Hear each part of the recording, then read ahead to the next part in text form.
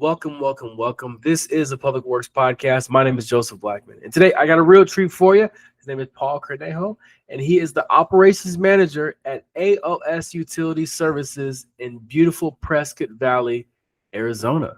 Paul, say what's up to everybody. Good morning. How's everybody doing? All right, so Paul, I find a lot of people for the podcast on LinkedIn, and in your LinkedIn page, I see this beautiful hillside of trees and snow. Then I see you on this call. You got snowboards behind you. And I didn't know Prescott Valley had that much snow. Prescott Valley doesn't have that much snow. Okay. But up the road, not too far from us in Flagstaff, we do enjoy visiting Snow Bowl, especially during the months of December through March. Okay. So we take advantage as much as possible. Okay. Now I like it. I got introduced to snowboarding, I don't know, 8 years ago through my wife. And it's one of those things that, like, I wish I could do more of. You know, living in Arizona, we don't get snow in the valley, but like right up the road in Flag, you do have snow. So got to get up there more often. Definitely. We'll have to hook up and go together one time. Yeah, go shred some pow, as they say, right? Am I saying it right? Right. That's right. All right. So let's talk about Prescott Valley first. Just kind of give us a lay of the land, population, and kind of what we're looking at for scope, just for people who, again, might know about what you do, but just want to know the scope. Sure. So Prescott Valley has a population of about 25,000 people. I personally lived here about 10 years. Prior to living in Prescott Valley, my family and I resided in the West Valley. So we've lived in towns such as Buckeye, Goodyear as well. Because of what we do, I spend a lot of time down in the valley as well. So you can find a little AOS truck or, our big Ram truck as well, driving anywhere from Flagstaff, Parker, West Valley, Arizona. We're all over the place. Okay.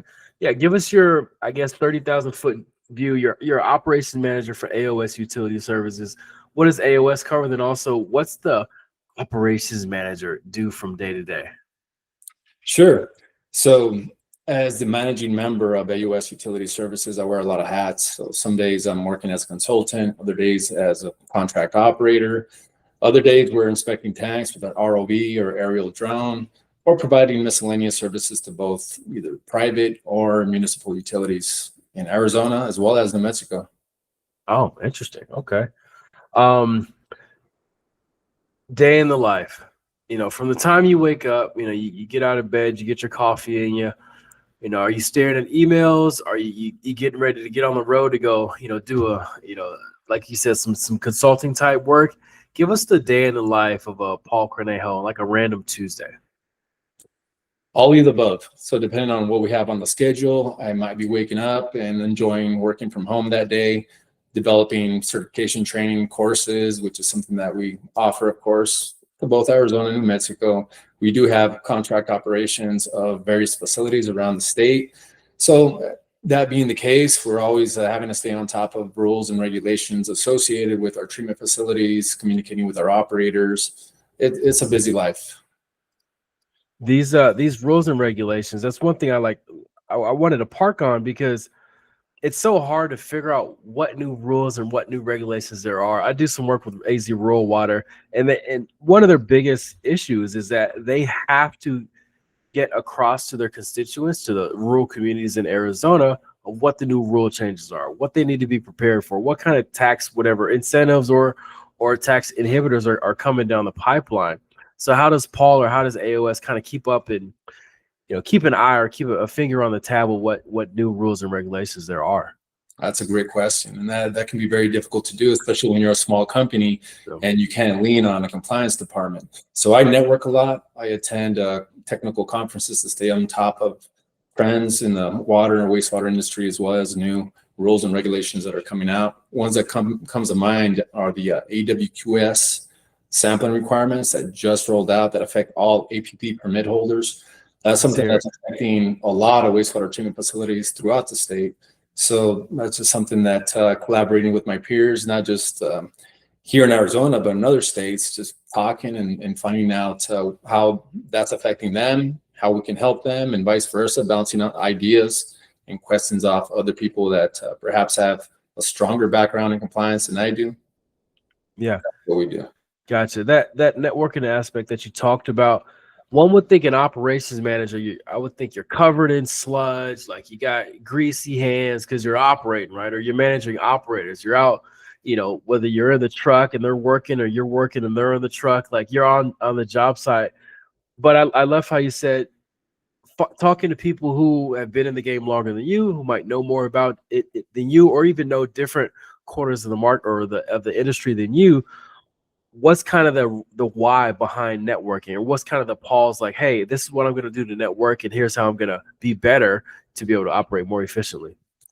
Yeah, and when I'm talking about networking, I'm not just talking about networking with my existing clients, but people that I've worked with in the past that are very knowledgeable in operations, compliance, cross connection, whatever the realm that we're trying to get into may be. So just very important just to stay in touch with those who you've worked with, people that you've met at conferences, etc. Very important. You never know when you might be approaching that person for some opportunities for work, or you might even be sitting on the other side of a interview table. Oh, Very small world, right? it is a small world in this water world.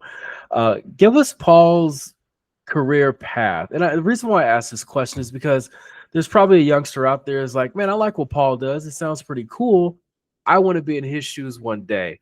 And he might not have the same career path as everybody else, but I want to hear about Paul's career path from high school all the way up until today, so somebody can go, oh, I can do that also. Great question. So I began my career very, very young, at a very young age. My father was a wastewater operator. So I remember as a kid hanging out at wastewater treatment plants with my father. Initially, it's not something that I wanted to do. But once I got into high school, I started working part-time for him. He had a small company. So right after class, I'd go out and check treatment plants for him throughout the Imperial Valley, California, which is where I'm from, where I grew up. And as soon as I graduated high school, I landed a job with a town called Hopeville, small little city actually in the Imperial Valley, California. So I've been working as an operator ever since before I graduated high school. So if I can give any advice to the young ones who are now just getting into this industry, study, study, study. I think one of the most difficult things that people have nowadays is attention span, right? They get distracted by social media and other things that are going on in this world. When I was growing up, we didn't have social media, so it was easy to be a little bit more self-disciplined. But I think nowadays people find it difficult, especially the youth, to just focus, open up a book and read. So if I could say anything, it's choose your heart. Yes, it's hard to study, but it's also hard to get passed up on a promotion. So make sure you dedicate time every single day to study for self-development. It'll go a long ways. And youth goes by like that. So take advantage of that while you're still young. 100%, 100%. So before you graduated high school, you're working in the industry already. You got a job doing the wastewater thing similar to your father. Was it kind of a roundabout way from the Imperial Valley to Prescott Valley, Arizona? Kind of what were some of the stops on the way? I initially moved to Buckeye, Arizona. And that's because I have family in Arizona. I have ever since I was a child. So coming up here one day, I just noticed that the cost of living was so much cheaper and there was a lot of opportunity. So we put a down payment on the house without even having a job here yet. So I applied for a position with the city of Peoria, actually. And within that time frame, I got the job as a operations specialist at their Greenway water treatment plant, beautiful surface water treatment plant. And I've been working in Arizona ever since. Wow. Yeah, I'm a Peoria resident. I know what plant you're talking about for sure. Yeah. The working in the valley, like a city like Peoria and then Prescott Valley, I wouldn't say rural, but it's in the mountains. It's got a different, I would say, lay of the land. What are some of the differences for working in like a suburb than working in area like Prescott Valley? I have worked here in Prescott Valley. I worked for a company called Stage2 Hill for a few years. So I worked, should I say, as their operations manager over Prescott Valley, Strawberry, Pine as well. I'd say it's just the fact that you're able to wake up and just drive a few minutes to be in the office. That's a beautiful thing. And as far as traffic, it's pretty much non-existent up here in Northern Arizona. Yeah, there's less work, less opportunity. But for those who can retire up here, even find a job up here while they're still working age, I'd highly recommend it. Love it up here. For sure. I like that. All right. So what would you say is the main skill set one should pick up to be a successful operations manager? You have to have good communication skills, good troubleshooting skills. You have to, on a regular basis, know how to communicate with clients, with students, with regulators. So it's communication skills are a must for sure. And of course, What's go ahead. not forgetting to, as I mentioned before, stay on top of new trends in the industry, especially rules and regulations that can creep up on you, especially as an operator. If you work for a city, if you work for a large company like Epcor Water, who I formerly worked for as well, you tend to get spoiled, right? You're leaning on compliance departments, safety departments, et cetera. But if you're working for a smaller municipality, smaller company, or if you have your own company like we do, you must make sure that you're on top of everything. So jack of all trades, master of none. Right. You said student, you said regulator, the same sentence of the people you have to communicate with. Where does Paul's brain go from, you're leaving a conversation with the regulator and talking to a student, or you're talking to a student, you leave that conversation, now you have to talk to a regulator. Like, what's kind of the mental gymnastics you go through to get yourself prepared to talk to those two different types of people? Well, when I'm talking to regulators, I want to make sure that I'm familiar with my permit for the associated treatment plant that we're discussing, or whatever it is that we're discussing at that time. So being prepared in advance, knowing exactly the questions I need to ask, what information I need to relay to a regulator is of vital importance. Sure. And talking to a student?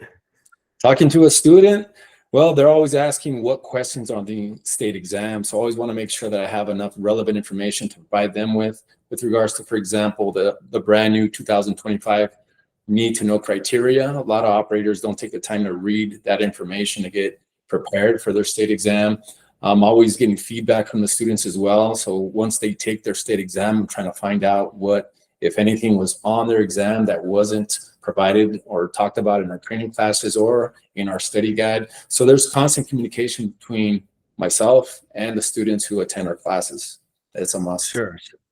Sure. In regards to the taking the exams, getting prepared for the exams, what are some of the things that you see in someone that you'll go, oh, they'll be fine in this exam, or they'll be good? Like, what are some of the, because you know how it is, you talk to somebody, you'll go, oh, they're good, or that guy's not, he's definitely not gonna make it.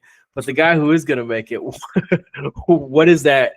What's that intangible, or that something that they'll be fine? That's a great question. So a lot of times students will attend our classes because they're forced to be there. Their boss makes them be there and they're just not paying attention. And something else that comes to mind is we always ask a poll question is, how many months in advance do you think you have to study for your state exam? Now, one of the options is always nothing. I just have to attend this class and I'm going to magically pass. That's not the case. So we always recommend studying at least 2 months in advance.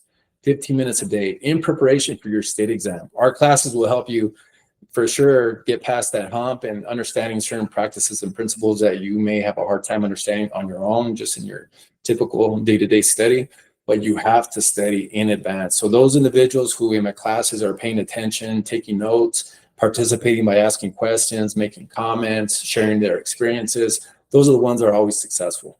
Sure. 15 minutes a day. There's probably some people like, oh man, I don't have 15 minutes a day. I'm working, I'm commuting, I got the wife and kids at home. We do have 15 minutes a day. If you look at your iPhone screen time, you'll see that you do have 15 minutes a day. It's funny you mentioned that. I always bring that up. I said, nowadays, most of us spend at least 10 to 15 minutes a day just scrolling through Instagram, Facebook, LinkedIn. So we definitely, all of us have at least 15 minutes a day. For sure. All right, 2 months, 15 minutes a day. I think I could do that. All right, it's story time. I need a story from Paul when something went wrong under your watch, what you did to fix it, and then what lessons you learned from it to apply to your future career. That's a great question. I think I can talk about a vast amount of experiences, right? When things go wrong at a treatment plant, it's almost a daily thing in some locations. One event that comes to mind that I'm particularly proud of is when I was working for a company called Epcor Water. So they had a wastewater treatment facility and they lost the ability to discharge, not because of any machinery, pieces of equipment or processes, but because they lost their discharge permit. So no AZIPDs permit. But their only option was to discharge to a local golf course. But that meant meeting A+ water requirements.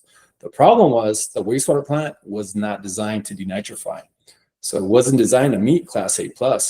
So what we did is we looked at the configuration of the treatment plant, we noticed there was a pre-aeration basin ahead of the secondary aeration basin.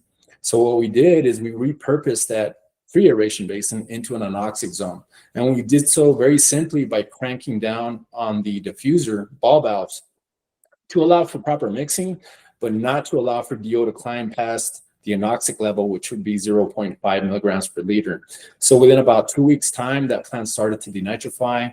We were successful in doing so. And to this day, they continue to discharge to that golf course. And that saved them several millions of dollars, because another engineering firm had come in previous to that, said, yeah, we can for sure allow this plant to make Class A plus water, but we'd have to build a brand new, anoxic chamber and other, downstream facilities. So long story short, with a few little tweaks, we were able to make that plant into a denitrifying plant and meet Class A plus requirements.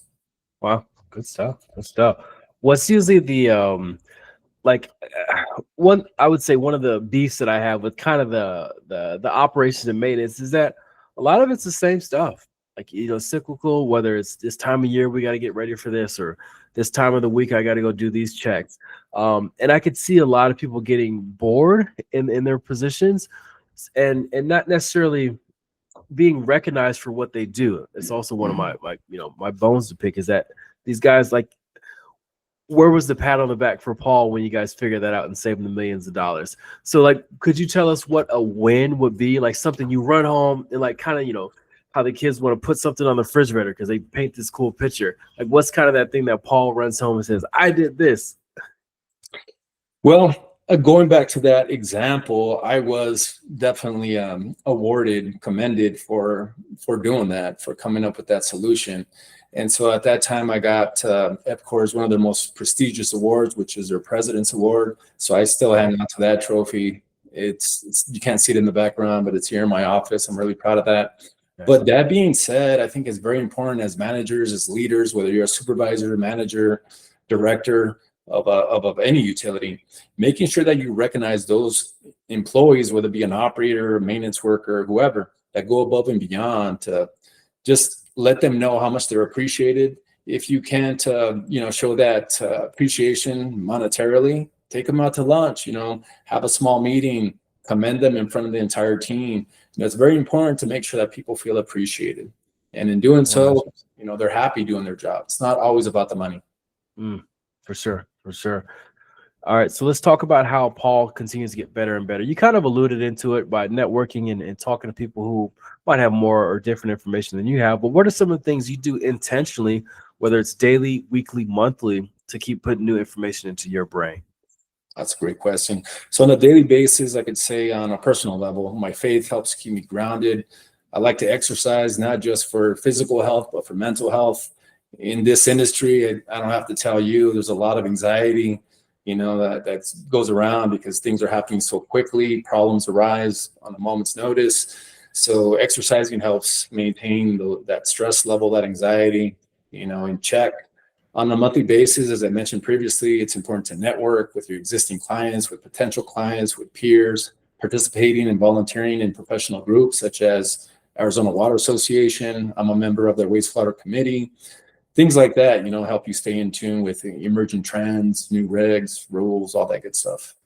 For sure. For sure. What's Paul's workout split? You doing heavy deads on Mondays and Tuesdays like that? My mid 40s now, man, so I try not to go too heavy. So typically about 3 days a week, but every day I do something, whether it's walk a mile or just try to stay active, try to stay.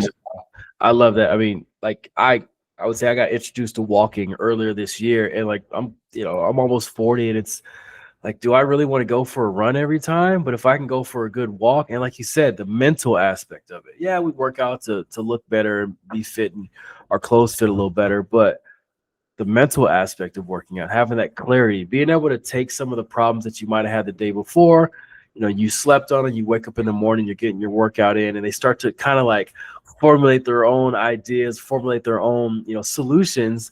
And then you show up, to work and you're like, oh, like I'm ready for today, versus, waking up, after 3 snoozes and running out of the office to running out of the house to the office.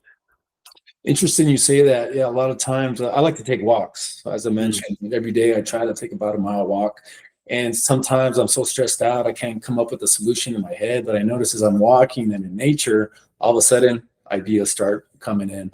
So yeah, very, very true. For sure, for sure. All right, what would you say is one of the biggest misconceptions about your position? Like, let's say you're on a lift chair, person next to you say, "Hey, man, what do you do?" And you have to tell them. You say, "I am an operations manager at AOS Utility Services." What do you think they think you do? Like, what are some of the biggest misconceptions? Well, as you mentioned, most of the misconceptions come from people who don't work in our industry. So a lot of people have no clue as to where wastewater goes after they flush a toilet, wash their hands, take a shower, etc. A lot of people think it's just pipes, pumps. We throw some chemicals into a body of water, and voila, you have potable water. You have treated water. So yeah, I think it's just it's a matter of educating the public, and we need to do a better job of that. And we don't just want to say, well, we, the teachers, etc. We personally have to do a better job of educating our neighbors, our family, getting them more involved with what we do in this industry. And we can only do so by talking about it. Right, 100%. It's kind of like the faith Christianity. You don't want to like start diving into Revelation right away, like the end times and like the stuff that people are like, wait, what? You kind of want to walk them into, the fish and 5 loaves, died on the cross and rose in 3 days.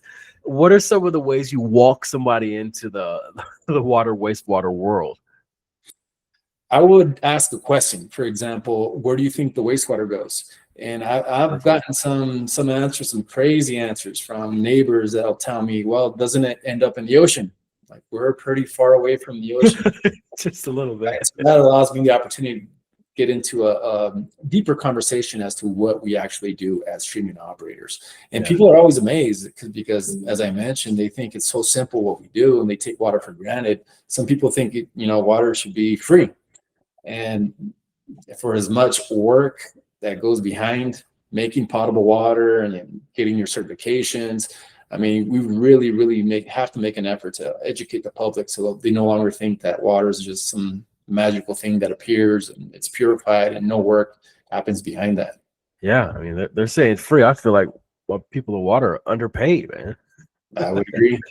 You agree. All right, let's say you're commissioned to put up a billboard, and this billboard is in the most trafficked area of Prescott Valley. What ask of your community in regards to water, wastewater would you put on this billboard? I would have to say respect the tap, every drop counts. I think that's, keep it short and simple. We live in a desert. Arizona's continuing to grow like crazy. More and more people are moving here all the time. So we have to drive home that point that water conservation is key if we want to maintain the state in good condition. Sure. Imperial, California. I was kind of desert landscape, isn't it? Oh yeah. Right. Yeah. What? Yeah. Arizona, the Valley, Buckeye. I'm not sure when you're in Buckeye, but Buckeye is booming still. I moved out to Peoria 4 years ago, and my brother said where I live at now was just all cactuses. And so there's a lot of new homes, new companies, buildings, people moving out to the Valley. What's kind of Paul's, like, how long are we going to have water? What are we going to do? Are we going to have to drill to the ocean to get, desalinated water for the state? Like, what do you think is going to happen in the future? I'm a big advocate for direct potable water reuse. So direct reuse is the proper term, where you're taking wastewater effluent and turning that into potable water. But that's gonna require a large capital investment from utilities across the state. So they have to invest in treatment facilities that incorporate microfiltration, ultrafiltration, nanofiltration, RO filtration for sure, in order to make that happen. And I think that's unavoidable, inevitable. We're going to have to start using wastewater effluent and turning that into tap water. Yeah. And also, I think it's going to be the biggest PR play also, because let's be honest, you tell somebody, oh, this water you're drinking, it started in your toilet, and they're going to go, I don't like that water. So I think the PR behind it is going to have to mold the brains. I don't think it's going to be one generation. I think over time, we're going to have to, like my daughter who's 4, her children are going to go, oh, that's normal. Everybody does that. Yeah, and I think we need to come up with a different slogan rather than toilet to tap. Toilet to tap, yeah. Who came up with that? For sure. All right, a question I like to ask is, because I focus on, is just the workforce development, like getting people into the industry. I'm sure you've seen this in your day. You said you're mid-40s. You look like you're about 22. But, the people that have maybe mentored you, they left, right? And they might have left bits and pieces of what they knew into you. And when you leave, you're going to take said knowledge and leave also. How can we get youngsters into this industry? Train them and retain them to make sure they stick in the industry and not get their CDL and go work for Amazon. That's $1 million question. So I'm sure you've heard of the silver tsunami effect, right? Yeah. But we're experiencing that full bore right now. Yeah. Every facility that we visit, every new facility that we visit, utility, everybody's hiring. And if not, they're asking me, who is hiring? Yeah, who you got? Yeah. Yeah, so it's very competitive market right now. But in order to make sure that we start delivering that message to the young ones, we have to do so once they're in grade school. As soon as they're in grade school, high school. So operators like myself, I know we work with not utilities, but other educational organizations like WestMec. They do an excellent job. They have an excellent water quality course there. And I just think that it's something that should be offered at the high school level, not just at the college level, because we're suffering right now as an industry. It's good for business owners such as myself, but ultimately even us will suffer because if big companies and big utilities can't attract operators, it's even tougher for the smaller guys to attract operators and retain them. 100%. You got into the industry because your father was in the industry. Not too many people have a family friend in this industry. What's the best way? You said grade school, which I think it's when you ask a young kid what they want to be, they say, "Oh, I want to be an astronaut, I want to be a fireman, I want to be a police officer." I feel like they have great marketing, whether it's on TV, cartoons, whatever. But I also feel like it's the uniform. My personal thing is, if we had a uniform in the water industry, in the public works industry, that a kid can go, "Oh, that guy does XYZ for my home," meaning he gets water to it, he gets water from it. Now they know what they can attain to instead of just seeing a orange shirt or a blue shirt, on the side of the road. That's my personal stick. I don't think it'll fly. I don't think everybody's going to adopt the same uniform nationwide. But I do think that when you have a good uniform, you have good marketing because people will want to attain that. I agree with that. And I also think that operators are extremely underrated, underappreciated. When you think about what an operator has to know, I mentioned that term, jack of all trades, master of none earlier. It's so true. You have to know about chemistry, biology, plumbing, electrical, safety, and the list goes on. Operators have to know so much about so many things. It's incredible. It's incredible that that there's individuals that are willing to just study endlessly. Because in reality, if you become an operator, whether it's distribution, collection, water treatment, wastewater treatment, you've chosen a career where you're never going to stop learning. You can't, Right. Yeah. And speaking of that, you kind of see who's coming in and taking tests. I always like to ask, who are these people? Is this somebody who's 56 years old? They know they got a couple more years to retirement, but they feel like they can learn a new trick. Is this somebody who's 17 years old, the dad's trying to get him out of the basement, say, go find not a job, just a career, go do something worthwhile with your life? Is this somebody that's 32 years old, they just had their first child, they need good benefits, so they're trying to study to get into to an agency to have those good benefits? What's kind of the demographic makeup, age, and not too specific? What do you see coming through the doors that will be potential future operators? It's a mix of all the above. So it's not just young ones or mature folks, it's people of all kinds, all walks of life. And as you mentioned earlier, most people, they fall into this industry. So they get into it because of a neighbor, of a friend, coworker, family member. Most people are graduating high school and they've never known about water treatment, wastewater treatment. So most of the folks that come into our training classes, again, all different age groups, all different backgrounds, but it's people that fell into it because of word of mouth. They found out from a neighbor, a friend, a relative about this industry. It piqued their interest, and now they're trying to become an operator. Yeah, the word of mouth. All right, I always like to leave a space on the show for you to thank mentors that you had along your journey. And then the second part is I want you to give a word of motivation and inspiration, or even a pep talk to your fellow operations manager counterparts across the country. Sure. So as far as mentors, man, we could spend a whole hour talking about, how I'm thankful about so many different mentors for so many different places I've worked. But my first mentor was my father. My father's name is Cornejo. He's retired now, but he still works as a part-time operator in the Puro Valley, California.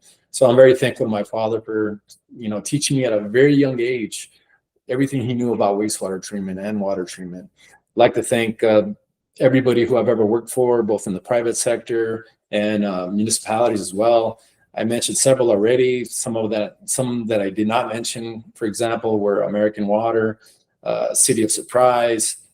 I've worked with a lot of great people with those organizations, and I've learned a lot from each and every one of them. And if I can give words of advice to any other managers, directors, supervisors out there, I would say I'll touch on something that we talked about earlier. Just make sure that you appreciate your team. Make sure that you're leading them in a way that you would yourself would want to be led. So that talks about the golden rule, right? Treat others the way you want to be treated. So yeah, just do that, and you'll make sure that you retain your employees, that they're not looking to jump somewhere else for 25 cents more an hour or something like that, which does happen. We do see that a lot. 25 cents an hour. Respect, and they'll stick around. Wow, for sure. Did you say you work for American Water also? Mm-hmm. Okay. Thoughts on the merger? Like, what's going on there? Come on, give it to me. So American Water became Epcor Water. So Epcor Water bought out the assets in Arizona and New Mexico and became Epcor Water. So I initially was working for American Water, and then we transitioned into working for Epcor Water. Both great companies. I highly recommend both of them. Gotcha. But you saw maybe on the headlines, American Water merged with some. Come on, man. It did happen like yesterday. American Water. I haven't, to be honest with you. Okay. Well, I should check my stock. Yeah. Right. Yeah. It's up and to the right. But yeah, I wanted to ask you, but it was totally fine. I do see a lot of these private, smaller companies getting scooped up by some of these private, larger companies. And it's kind of that roll up in the industry. Not sure how the end users feel. A lot of them are kind of disgruntled, saying, oh, you guys got bought out and now I can't get anybody on the phone or can't get my parts in time. So there's a negative side to it also. Well, I'm sure whoever they bought out, the new employees will be pretty happy working for American Water. Okay. Good stuff. All right, Paul. Well, thanks for hopping on the show today. One of the most important questions you're going to be asked in the next 10 years is, if I'm coming to Prescott Valley and I text you ahead of time, I say, Paul, where can I go to get the best burger in Prescott Valley? Where are you going to send me? The best burger in PV would be Lonesome Valley Brewing, hands down. So nice vibe, good beer, excellent burgers. Now, if you're looking for pizza, Rosa's in both Prescott Valley, amazing. Sourdough pizza, something different to try. Bill's Pizza in downtown Prescott at the Square. Can't go wrong. If you don't like it, I'll buy you a slice. All right. Thank you for that, Paul. All the listeners out there, make sure you share this with somebody who you think needs to hear it. Paul, any final words before we get out of here? I would say continue to be stewards of water. If you're someone who's been in the industry for many, many years, continue to not be a bolt of knowledge and just share everything you know with those who work with you and for you. That way, especially as a leader, you can go on vacations and not worry about getting calls when you're in Hawaii at the beach. You have total confidence in everybody before you that's able to get the job done. And by doing so, you'll gain a lot of respect from your peers and those who work for you. Yeah, for sure. That bolt of knowledge is a whole nother 10-hour conversation about hoarding knowledge and not passing it on. So definitely, we need that. Paul, thanks for hopping on the podcast today. This has been the Public Works Podcast, and thank you everybody for tuning in. A pleasure. Thank you.